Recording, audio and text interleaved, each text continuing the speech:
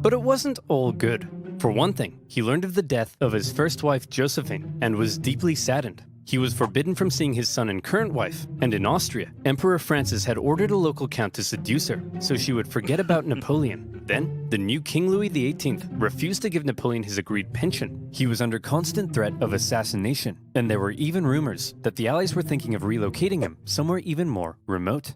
But the biggest problem was that Napoleon was once the master of Europe. He had lived a thrilling life of adventure, fame, and glory. Now, he found himself on a tiny island in the Mediterranean, and he was bored.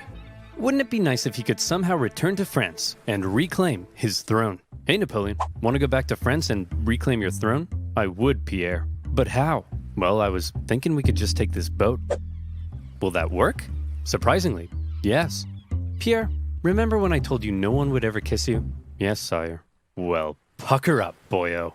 Yay. When Napoleon left Elba, it wasn't really the daring escape you might think. He basically had kind of a leaving ceremony, hopped on a ship, and sailed back to France. He brought with him an army of about 1,000 men, and he began his journey to Paris. However, in Paris, there was now a new king, and at first, the people largely accepted him because the last few years of war under Napoleon had brought immense death and economic suffering. That's right, the king is back, baby. Divine right to rule. Don't worry, everyone. I know the economy is kaput, but I and my courtiers will withdraw into this palace, and we will definitely work as hard as we can to fix everything.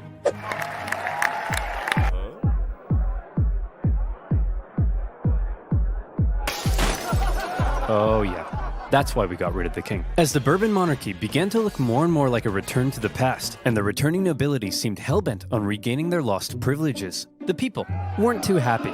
And so, Napoleon hoped that his glorious return would be met with jubilation. In the end, the reaction was a little mixed, but many were happy to see their old emperor. Your Majesty, it seems that Napoleon is back and marching this way with 1,000 men.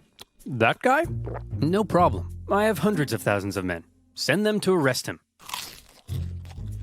Your Majesty, it seems the thousands of men we sent to arrest Napoleon have all joined his side. Well, I'm off to Belgium. If you ever need a king again, be sure to let me know. As Napoleon continued his journey, the king had sent battalions of men to stop him, but they largely comprised of Napoleon's old soldiers, many unhappy with King Louis's military reforms. And so, when ordered to arrest him, they simply couldn't do it. In one famous incident, the troops began to cry out, "Long live the Emperor." When Napoleon reached Paris, with King Louis having fled, he entered unopposed to reclaim his throne. Napoleon was back from the dead.